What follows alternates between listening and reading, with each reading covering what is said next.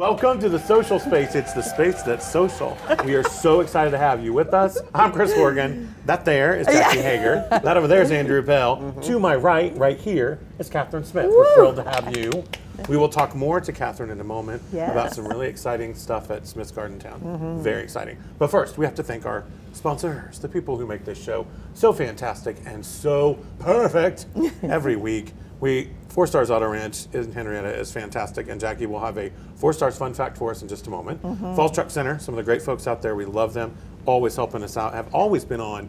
I just love that they're such social space fans, because they are. Our friends at News Channel 6, of course, what you're watching right now on Channel 6, and then also our buddies at Town Square Media. We just love them with the AM 1290 broadcasting our shows on Saturdays. So you can listen to the social space, which is cool. Well, so really I have 2 shout outs real quick. Okay, go. There's a lady that works at the post office named Marcia, and I went in with a big postage dilemma, and she was getting me all the way through it, and she said, I tell you what, I can solve your problems if you just promise me one thing. Yeah. Yes, Marcia, what is it? And she goes, just keep producing those great social space shows because we watch you every Sunday night. So, Marcia, it's for you. And, of course, the 4 Stars fun fact. You know, our guys down in Henrietta, Mark Havens, Chris, and all of those guys have the largest Chrysler, Dodge, Jeep, Ram inventory of anyone in the area. Wow, I'm telling you, if you're a Chrysler, Dodge, Jeep, Ram kind of person, you got to check that inventory out. It's huge. I love it. So good for them. Yeah, and great pricing and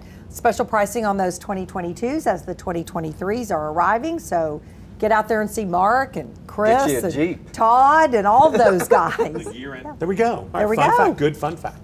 I like now, that. There's a reason that woman's sitting in that chair. That's right. Katherine Smith, Smith's Garden Town. You got some hardware on the table, which we'll talk about in just a minute. But give us a little lowdown on how you're related to Smith's Garden Town Farms and how that all got started. How did it get going? Well, in about 1949, we think, my grandfather, C.O. Smith Sr., and my uncle, C.O. Jr., and my father, Curtis, started a little garden center. We know they had been raising plants in their backyard in Burke Burnett before that and selling them. Wow. And Dad used to tell stories about when he was attending classes at what was in Hardin College, that he would go and pick wildflowers down by the river and take them and sell them to the florists while he was on his way to class.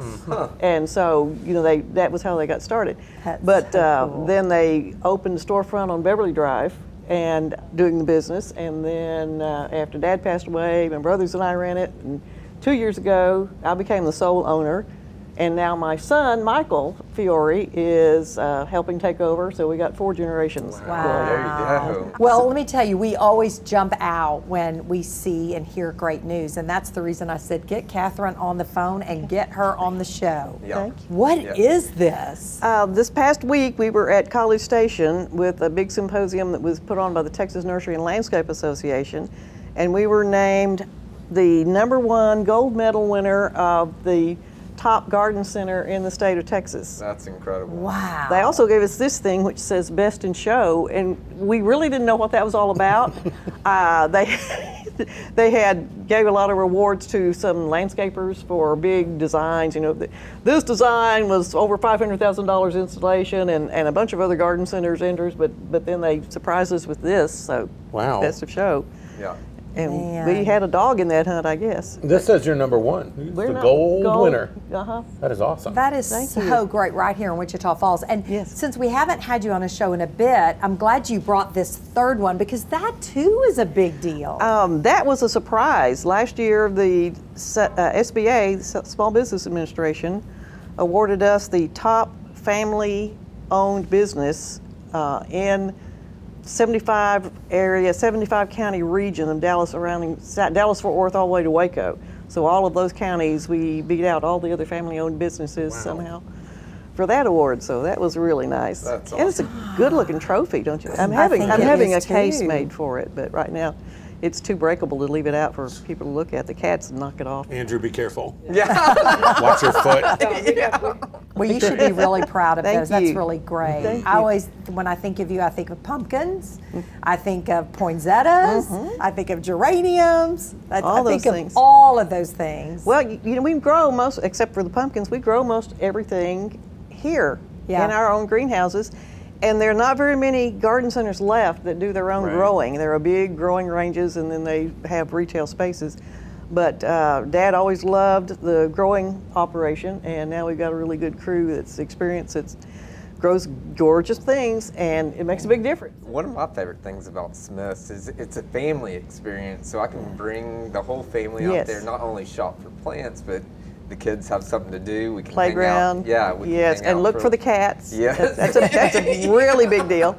Yeah. And feed the ducks. And well, it's not just our family involved. We have several other families that are in the second and third generation working for us. Oh, gosh. Plus, I have people who come from Dallas who say, oh, my grandmother always shopped here, and so when I'm back in town visiting, I always come to Smith's and buy my plants. And so we have several generations of customers too, so great experience. Yes. So, you know, as our weather goes up and down, rain goes up and down, so now we're in that stage 1 thing again. How does your company wrap their arms around that and educate the public? Well, the weather, it has such a big effect on the nursery business, and especially here in Wichita Falls where we get everything. And in fact, you may not know, one of the reasons I think the SBA gave us that award is because we've had 3 disaster relief loans from the SBA. Wow. Over the years. 1965, there was a big tornado that hit the base, but there also had a big hailstorm. Yeah. The hailstorm hit our place on Beverly Drive. We only had 1 greenhouse, broke every pane of glass in the greenhouse, and killed every plant on the place. And that was when Dad was just getting going. Got a disaster loan. 79, of course, the tornado. We were back up and running on Kemp Street. 79 tornado wiped us completely out.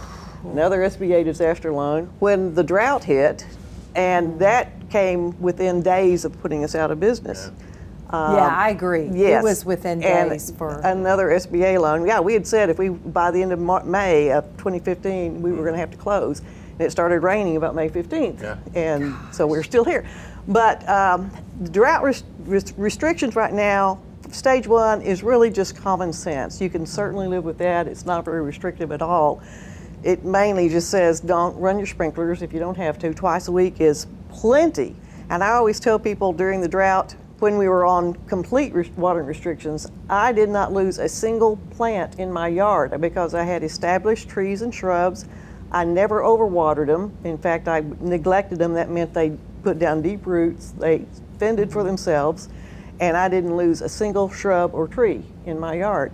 And the plants that we did lose in the drought were the ones that had been overwatered. Well, thank you for coming. This is just remarkable. Thanks for picking up the phone when I said, come on the show and tell us about all of this hardware. Happy to, always. So just as we wrap up, tell people where you are. So. On Seymour Highway between Fairway and Barnett Road. And gosh, we got a great spring coming up. We're growing lots more perennials and vegetables, and you know, people will be interested in growing more vegetables as we talk about recession and the economy slowing down. So it's still a good gardening year. Yep. There you go. Don't tell my wife. All right. We make an annual trip to Smith's, several actually, or you'll let me in? Yes. Okay. I haven't had to call security on you yet, so I guess it'll be all right for you to come back. There's no wood to knock on. Katherine, thank you for being here, and congratulations again. Thank you very much. We are going to take a break, and when we come back, we got more stuff for you. We do. We're going to go southern. We're going to go southern. We'll That's explain right. what that means when we come back. Y'all stay right there. Arrivals coming in every week at 4 Stars Auto Ranch. You get more for your trade and award-winning satisfaction from 4 Stars Auto Ranch.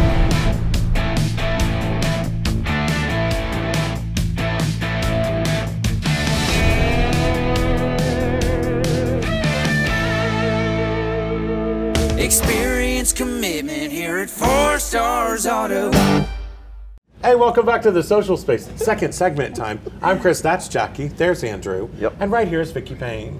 Vicky's with Southern Grit Advocacy. And I have to tell you, Vicky, when it was doing the news back in the old days and you guys first came around, I was like, Southern Grit, that is going to be some good food. Then I found out not a food establishment, Right. but an advocacy group. So I was like, okay, well, what do they advocate? So Vicky, tell us what Southern Grit Okay, we Advocacy is all do about. serve food at a lot of our training events. I'm coming. There you go. You got to get food in there if you've got the word Southern. Heck yeah. So Southern Grit Advocacy is an anti-trafficking organization. Our mission is to prevent, disrupt, and end human trafficking through education and advocacy. We started right here in Wichita Falls, founded November 2019, and then COVID hit, and it was fine because we had time to form our policies and everything.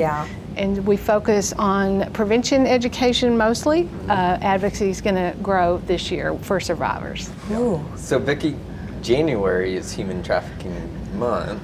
How are y'all going about kind of bringing awareness to that? Well, we did host the Chamber of Commerce Wake Up Wichita Falls in January. So cool. Educated about 84 people on what human trafficking is. And taking advantage on social media and different things. Have done a Twitter chat for the first time, and fixing to do a virtual training later this week. Yeah, awesome. About it. I always think sometimes we live in this little comfortable shelter right here in North Texas, and we think human trafficking happens elsewhere, but not here. Well, that's not the case. No, that's not the case. And I like the way you explain that, because when our oldest two children were little, and someone said, who moved here later than we did, said people think Wichita Falls is like Leave It to Beaver. I said, well, yeah, it used to be that way. It really did used to be that way. It's just not that way anymore because things have changed. Crime has gone up, and human trafficking is no longer just a global thing. It's actually here in the United States. And unfortunately, Texas has the second highest numbers of reported incidents of human trafficking. The most, the benchmark study in 2016 showed 234,000 victims of labor trafficking and 79,000 victims of minor sex trafficking. It's highly underreported everywhere. So you just imagine, those are reported numbers, how really bad it is. I do think it was a little harder for me to understand, to identify labor trafficking. And so one of the things about that is a person in possession of their own ID and documents? Are they free to come and go? Are they free to leave that job? If they leave that job, are they in debt? So those are kind of some of the measures. And I did a presentation to some ranchers in one of the rural areas, and they were just looking at each other and not really happy with what I was sharing. But I said, you know what, if you have some concerns, maybe contact your accountant or contact the Department of Labor and say, okay, this is what we're paying. Do we need to do something differently? Sure. I always say, if you've got kids and you're always telling them, just be aware of your surroundings, and especially if you're coming in and out of the grocery store, Walmart, Target, wherever. Is there any a little tips or information that you can give our viewers that are listening tonight? Well, yes, there are tips, and one of the best things for teens and kids and adults, their trusted adult, is open communication. So that if something happens to that minor has a trusted adult they can go to and say, this is what happened, I don't know what to do about it. Or you got to have someone that you can call and say, come get me. I'm not comfortable walking to my car. Or go to the store manager and say, I need someone to walk me to my car. That's one of the tips. Online solicitation has been on the rise since 2020, particularly of minors. And so once it happens, report it as quickly as possible to local law enforcement and to the cyber tip line, and that is operated by the National Center for Missing and Exploited Children. The short of that is NCMEC, so report it to NCMEC. Law enforcement also, when they receive a report of online solicitation, they are required to report it to NCMEC. So they operate the national database for that. And then NCMEC, they do their own investigation with their experts, and then they wrap it up neatly and send it to the law enforcement that has jurisdiction so they can finish the investigation. A predator is not going to stop unless someone stops him, unless someone reports. So they will continually find victims, and a predator said it this way, said, I got all day to sit and surf the internet looking for someone. And so if kids especially, will recognize their vulnerabilities and not put them out there online, because they'll, it's like a lion going to the prey, they'll target those vulnerabilities to take advantage of them. And then kids, we can help them learn how to practice good digital citizenship. and not be a cyberbully, not get involved in that. But there's games on the NCMEC site for kids all ages. There's appropriate videos to educate them. They have Into the Cloud series, and they have apps, and I actually started playing it on, downloaded it on my phone. I've got Cloud Chaos and Website Warrior, and I couldn't get very far on Cloud Chaos, but I'm gonna have to show my grandson, see if he can get farther. I couldn't even figure out one of them. But it's so fun, it's teaching them to get rid of those viruses and the things that can track them so that they can exit safely. If someone is solicited online, so what they wanna do is they wanna, whether you're a minor or an adult, screenshot the URL. If it's on your phone, screenshot what came to you, but don't send it anywhere. If it's an inappropriate sexual image, if you send it, that's distribution of child pornography, if it involves a minor. If you have it on your phone, that's possession. And if you ask for it, that's solicitation. Wow. So that's why you have to report it as quickly as possible. Okay. So that you're not charged with something. And actually someone sent me a picture in a group photo just this weekend, and I'm going, well, what is the definition of child pornography? And so it has to have that sexual exploitation component. But there have been kids arrested based on their pose, because their pose was intended to elicit Wow. So did I hear you right at the beginning that you guys go out and train people? So how does someone get a hold of your organization if they want you to come speak to their group, school, or whatever? We're at southerngritadvocacy.org. Okay. And they can find us online, or they can call our phone number, 940-264-GRIT. Okay. Nice. I like that. Yeah. All right, Vicki, thank you so much for Thank being you. here. That I is appreciate so it. good. Thank you for all that information. Thank you for having us. That's all about the advocacy part. Get Yep. that going out there. Hey, something that's coming up next Saturday Yeah. is pancakes. Pancakes. I'm going to totally change the subject now because it's one of my favorite topics. The 67th Annual University Kiwanis Yes. Pancake Festival is going on at the J.S. Bridwell Ag Center. Starts at 6 a.m. And I saw, when we talked about it last week, it went to 6 p.m., but then I saw something that said it went to 7. Oh. So let's just say 6 p.m. because Yeah. it's normally that 6 to 6. Tickets are $11 if you buy them in advance, $12 at the door. And of course, all the money they raise goes to help University Kiwanis projects, and there are some really great ones out there. So if you get a chance and you like pancakes and sausage, and I always have chocolate milk, go to the University Kiwanis It is a Pancake rite Festival. of passage. It is.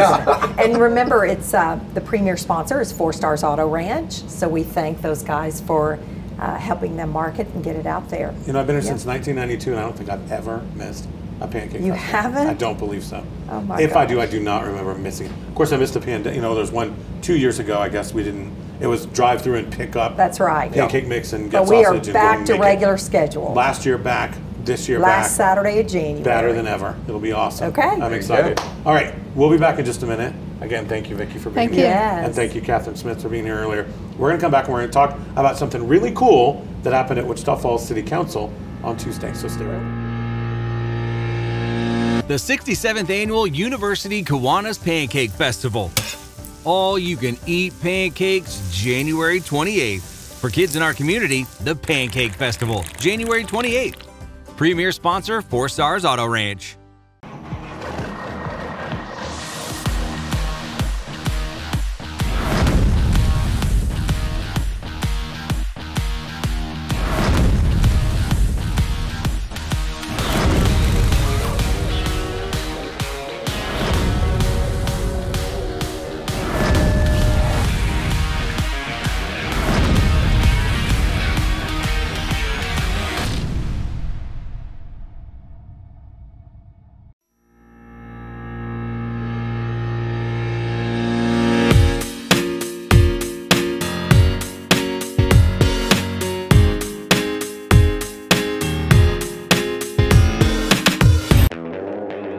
incredible radio stations. That's who we are. We are Town Square Media, and we bring the best of radio to the North Texas area. Wake up early with News Talk 1290. That's us. How about Kelly Raspberry on 92.9 NIN? Yep, that's us.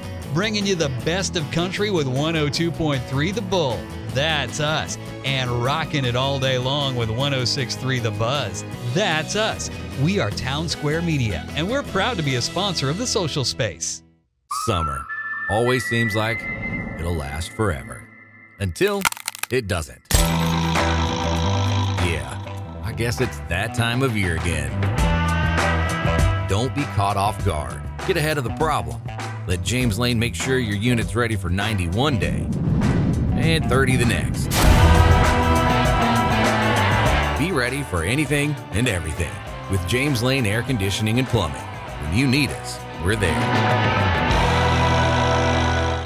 It's segment 3. Yay! It's the city space now on the social space where we talk about cool city stuff. Yep. So we're going to talk about something that was really cool that happened at City Council this last Tuesday. Okay. So earlier this summer, the city got allocated $29 million worth of ARPA funds. ARPA is the American Rescue Plan Act, which had everything to do with COVID. It was part of the federal government's third bill they passed to help economically support the country.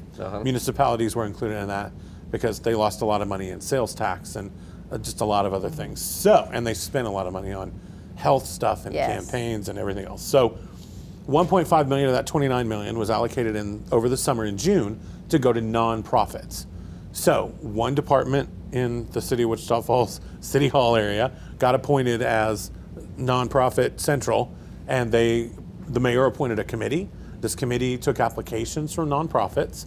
30 nonprofits were approved that 1.5 million. They don't each get 100. They don't each get 1.5 million. Everybody's getting a little different based on their needs and what their application was, how much money they may have lost during COVID, donations, everything else. Did they lose any facilities? Did they need to replace something that went out during COVID? So 30 nonprofits on Tuesday sat in the city council chambers as the city council voted to approve this 1.5 million and the plan. And the people that were on the committee, and I know you all know, Vanda Culler, who is with the Small Business Development at Midwestern State, Marla Malone, who is with the Center for Nonprofit Management, that's what it is. And then Leslie Schaffner with the Community Foundation. So those three, along with two city councilmen, Jeff Browning and Michael Smith, were the 5 that made up the committee. So they were all in there today. That's a good committee. Or on Tuesday, and they got it all passed. And I couldn't be more proud that the city gets a lot of slack for, some of this 29 million is going to help Memorial Auditorium, or it's going to, there's various projects that it's going to. And I may be the most proud of this one because all those nonprofits need help. Everybody. And they took care of, everything from Faith Mission and Meals on Wheels to, some really smaller ones. The Horse Whisperer, horse, what is it? The House of Hope, the horse guy, the Whispers of Hope? That's it, thank you. I was like, hope and horses, what's that one called? Thank you, Andrew, fantastic. A contributor today, I appreciate it. But that's really great. I couldn't be more proud that's something that and will they, I love it. Have they already received those funds? They'll get them within the next 30 days. That's awesome. This had to be passed first, and then they'll get with each nonprofit and say, how can we get you this the quickest? But the allocations are supposed to be released within the next 30 days. But the whole package was worth how much? It was 29 million. So when did we find out where the other millions go? In June, I think in June or September, the city council approved the list of projects that the city's going to work on. They all have to be individually approved by city council. Okay. So if anything changes, or if they want to drop one or add more to it and reallocate money here or there, they can. But this also gives city council another oversight into it. They can't just say, okay, do $12.1 million for Memorial Auditorium, rehab work because this building's 100 years old and part of it's falling down the hill and whatever. So they'll have to go back. There was an initial list, and they'll have to go back and approve each one of those lists. Okay. So the oversight is definitely there. So will that list of nonprofits and what they got be on the website? Yes, it will, and it's on. You can see it right. I mean, it's on the city council agenda. Okay. From this last Tuesday.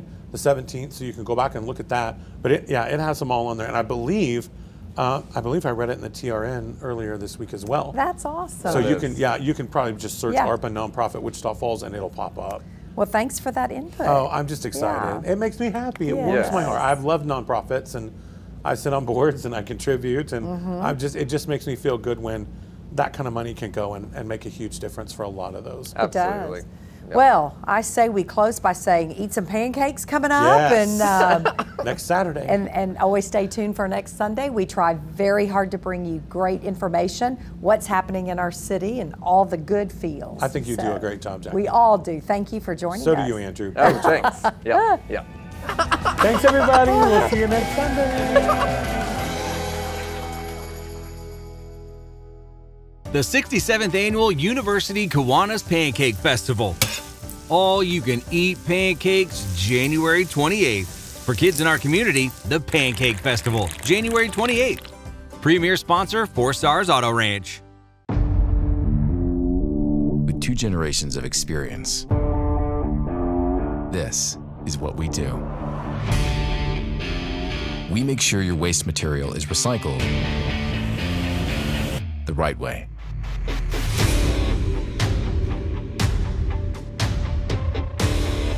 Bring us your old batteries, that junk car, and even that old washer and dryer. We are the leaders in scrap metal recycling. We are Bell Processing.